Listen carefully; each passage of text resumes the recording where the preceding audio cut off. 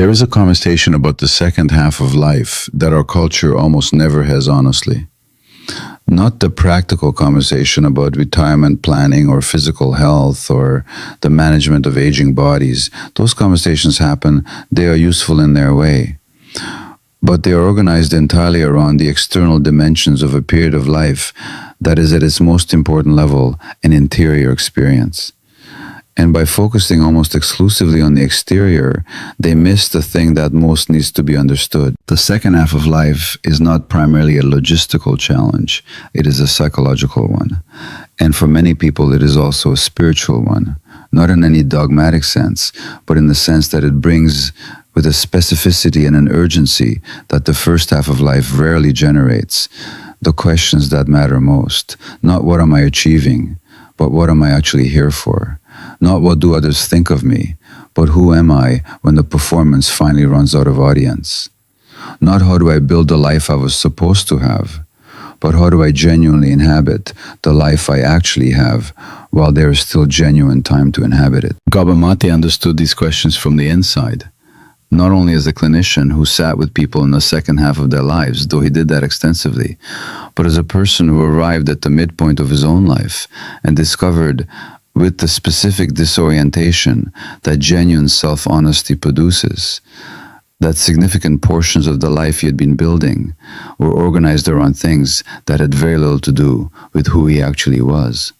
That the compulsions driving his work, the patterns in his relationships, the specific quality of restlessness that had accompanied his considerable achievements, all of these were pointing not at the failure of his life, but at a self that had never been fully met, never been fully allowed into the life being lived. And what he understood through his own reckoning and through his decades of clinical observation of people navigating exactly this territory is what I want to give you today, not as abstract philosophy, as the specific, honest, practically relevant account of what the second half of life is actually asking for, and why most people miss the asking until it arrives too urgently to ignore.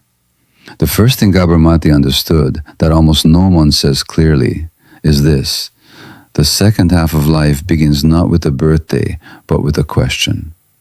And the question is almost always uncomfortable. For some people, it arrives as depression, the specific, often treatment-resistant quality of depression that appears in midlife, not from biochemical imbalance alone, but from the genuine accumulating weight of a life that has been organized around the wrong things for long enough that the system can no longer sustain the pretense.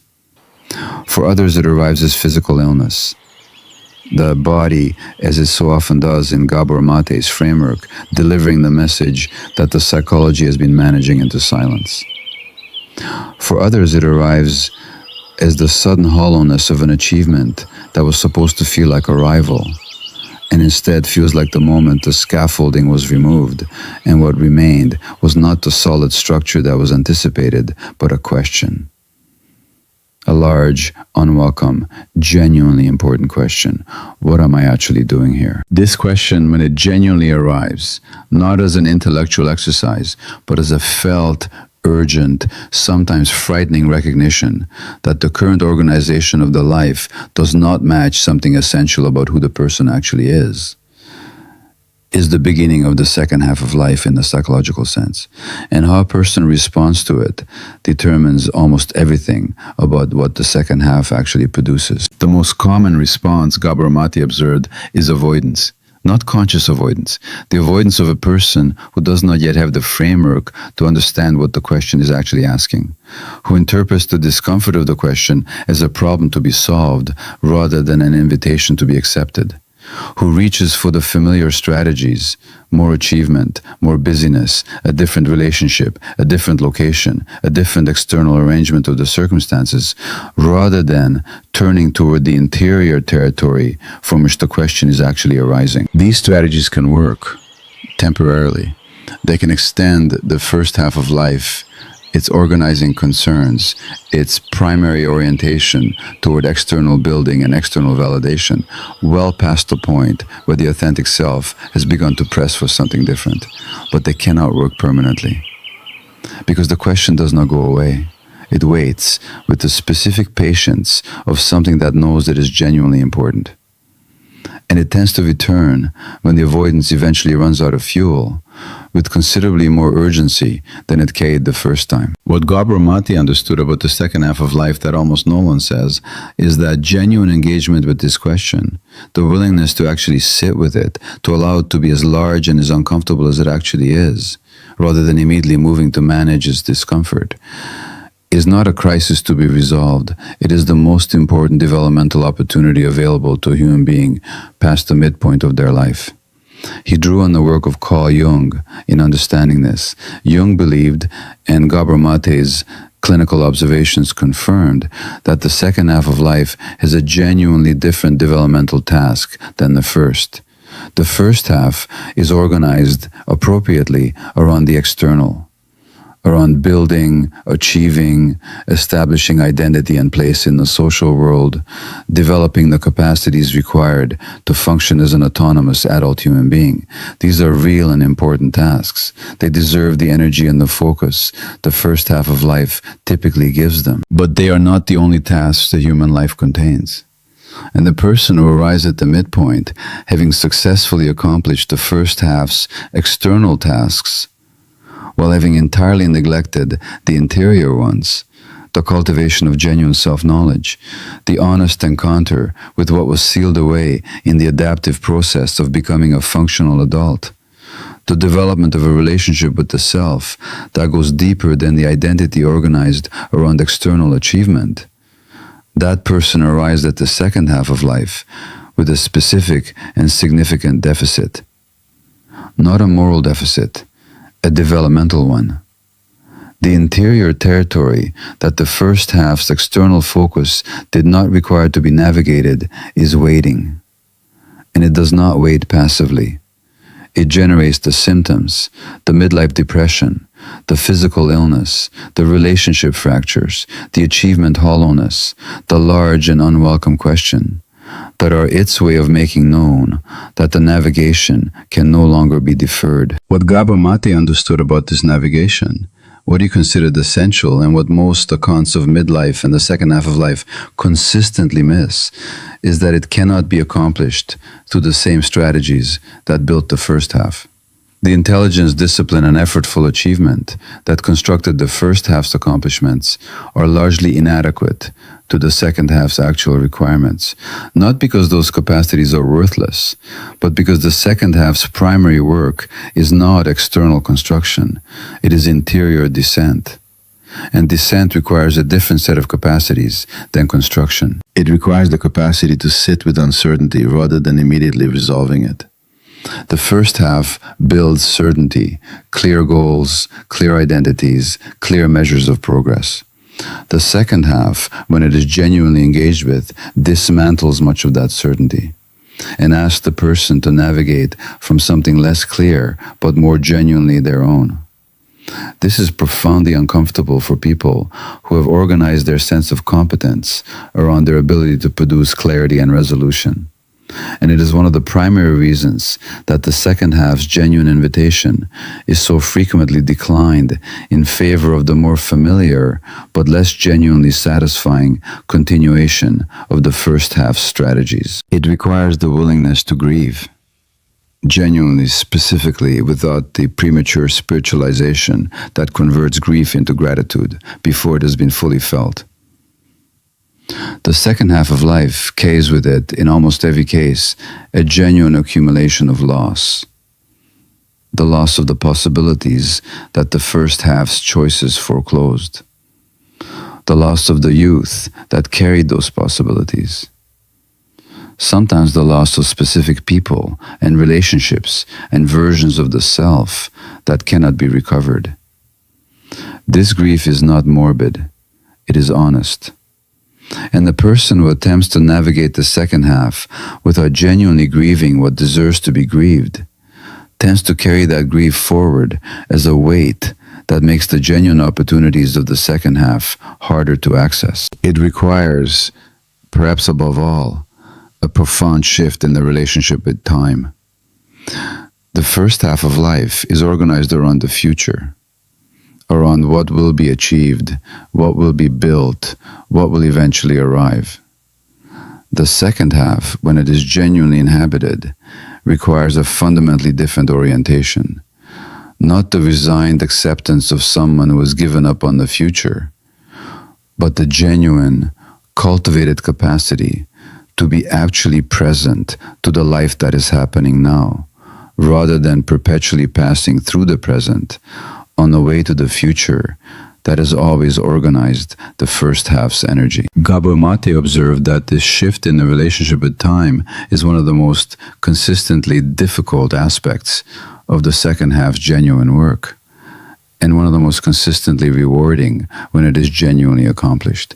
The person who has developed the capacity to be genuinely present to their own actual life, to the conversation actually happening, the relationship actually available, the creative impulse actually present, the beauty actually visible in the specific unrepeatable moment they are actually in.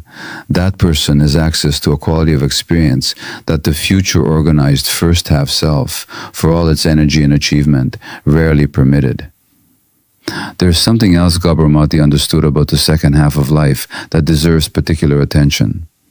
Something that he approached with a combination of clinical precision and genuine personal honesty that I have found rarely replicated in other accounts of this territory. He understood that the second half of life is, among other things, a confrontation with what was never genuinely faced in the first. The wounds that were managed rather than healed. The shadow material that was sealed rather than integrated, the authentic self that was adapted around rather than genuinely inhabited. These things do not resolve themselves through the passage of time alone. They remain in the interior life of the person who is not genuinely engaged with them, as active and as influential at 60 as they were at 30, often more so, because the compensatory strategies that manage their influence in the first half are gradually, as energy and circumstance change, becoming less effective. In the second half of life, in its most challenging and most ultimately generous aspect, tends to make this confrontation increasingly unavoidable. The children have left home, and the busyness that managed the interior quiet is no longer available. The career has peaked, and the achievement that provided an organizing identity is no longer generating sufficient forward momentum. The body has begun to speak in ways that require attention. The relationships that sustained the first half's patterns are shifting. And in the spaces that open up, as these former organizers of the daily life loosen their grip, the interior territory that has been waiting, sometimes for decades, begins to become impossible to continue deferring. This is not decline. This is the second half's specific and genuinely necessary form of invitation. Invitation to finally, with the specific gravity and specific honesty that only the second half generates, engage with the interior life that the first half's external focus did not require to be engaged with. What does genuine engagement actually look like? Not the performance of psychological sophistication, not the adoption of a therapeutic vocabulary that allows the same avoidance to continue in a more educated idiom. Genuine engagement, the specific, personal, often uncomfortable, always ultimately worthwhile process of turning honest attention toward what has been most consistently avoided. It looks like the willingness to ask genuinely and without the immediate protective rush to answer, who am I beneath the roles I have been performing? Not the professional identity, not the relational identity, not the identity organized around what has been achieved or survived or contributed, but the person beneath all of those, the one who was present before any of them were constructed and who has been present throughout, however successfully managed into the background. It looks like the willingness to feel, honestly, and without the management that the first half required, what is actually present in the interior life, the grief that has been accumulating, the anger that has been converted into more socially acceptable forms, the longing for something that the constructed life has consistently substituted for rather than provided, the specific, personal, irreplaceable sense of what would have made the life genuinely, not just functionally, meaningful. It looks like the willingness to let the question be as large as it actually is. The second half of life's central question, who am I really? And what am I actually here for? Is not a question that resolves quickly or cleanly, or through any single conversation, however honest. It is a question that unfolds over time, revealing itself in layers, each layer requiring the kind of patient, compassionate, genuinely curious attention that the first half's focus on resolution and forward movement rarely cultivated. And it looks, eventually, like the willingness to live from the answers that the genuine engagement produces. Not the answers that the social world endorses. Not the answers that the first half's organizing concerns would have predicted. But the answers that arise from the honest, sustained, compassionate encounter with the genuine self that the second half's work makes available. Gabor Mate believed and demonstrated through his own life's later chapters that the second half of life, when it is genuinely engaged with rather than avoided or endured, can produce something that the first half, for all its energy and achievement and external productivity, almost never produces.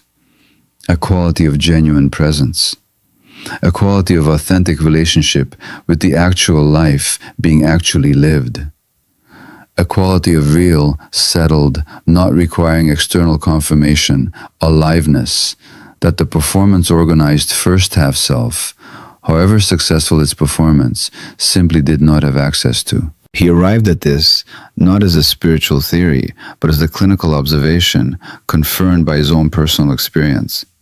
He watched people in the second half of their lives who had genuinely engaged with this invitation emerge into something that he could only describe as more genuinely themselves than they had been at any previous point.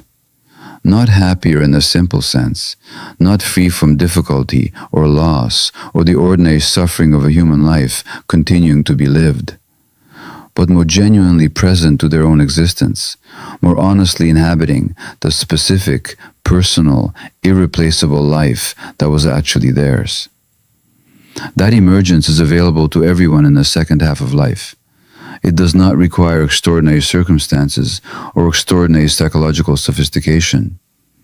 It requires the one thing that the second half's invitation is specifically designed to cultivate, and that the first half's organizing concerns so consistently worked against. The willingness to stop building for a moment and simply, honestly, with genuine curiosity and genuine compassion, to look at what has actually been built, and to ask, with the specific courage that genuine honesty in the second half of life requires, whether what is there is genuinely yours. And the privilege of a lifetime, understood not as a motivational phrase, but as the honest, clinically grounded, personally verified conclusion of a person who spent 50 years watching human beings either take or defer this invitation. The privilege of a lifetime is to become who you truly are. Not in the first half, where the developmental tasks point elsewhere, but in the second, where the invitation finally arrives, where the question finally becomes unavoidable, where the genuine self, having waited with extraordinary patience through the first half's necessary but ultimately insufficient organizing concerns, finally has the conditions it requires to become genuinely, fully, irreversibly known. That is what the second half is for. That is what Gabor Mate understood about it that almost no one else says clearly. And that is what is available to you in whatever stage of the second half you're currently navigating right now.